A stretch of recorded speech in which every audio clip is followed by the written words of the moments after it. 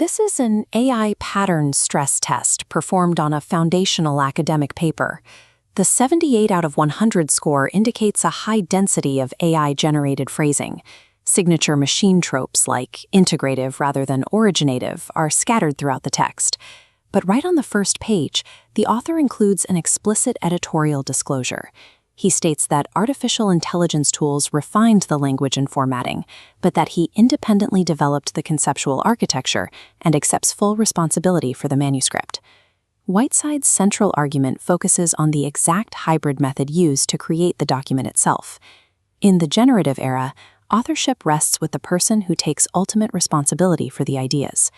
Generative AI has entered educational and professional environments, drastically increasing the speed and volume of what we can produce. We can see the problem in this chart. The top line shows output quality rising sharply with AI assistance, but the bottom line shows cognitive engagement plummeting. Over time, heavy reliance on AI causes metacognitive laziness, a phenomenon called the performance-competence divide. The author distinguishes between two goals.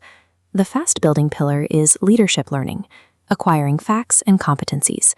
The slower-building pillar is leadership formation, the deep, difficult work of building character, ethical judgment, and wisdom.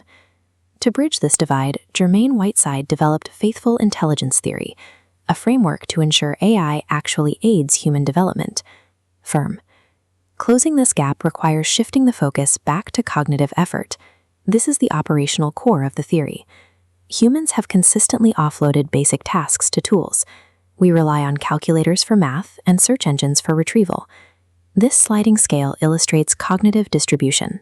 Sliding tasks like gathering data or summarizing text to the machine is safe, but moving moral decisions creates cognitive displacement. To solve this, a bounded cognitive partnership boundary allows distributed labor, but completely prevents AI from displacing human judgment. Keeping that boundary intact requires an active engine. The theory calls this guided reflective verification. This diagram shows a standard AI output in the center. Standard fact-checking asks, is this true? Guided reflective verification demands deeper interrogation. As the rings expand, users must ask, what assumptions structure this text? Whose perspectives are excluded? What are the real-world consequences? Users rarely do this on their own. Mentors and faculty must actively challenge learners to ask these questions until the interrogation becomes an internal habit. This friction transforms the tedious act of checking an AI's work into the primary site of human learning and character development.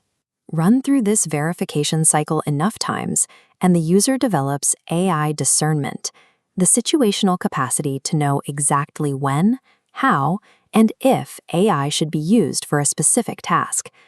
This discernment draws on diverse ethical traditions, allowing the user to constantly weigh the true human cost of technological outputs against their promised efficiency. This habit builds a critical director of technology, one who understands exactly how to weigh a machine's contribution against the true human cost. The theory establishes one final rule regarding ethical accountability. When a human and an AI collaborate on a project, the moral and professional responsibility remains 100% human. Individuals cannot carry this burden alone. Organizations must build verification capacity, providing the resources, time, and culture to effectively scrutinize AI outputs.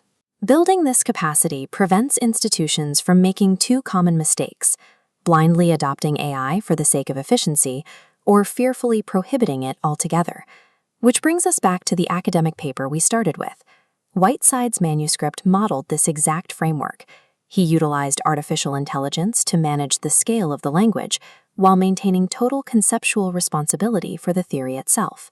Human dignity remains rooted in our willingness to take responsibility for the meaning and consequences of our actions.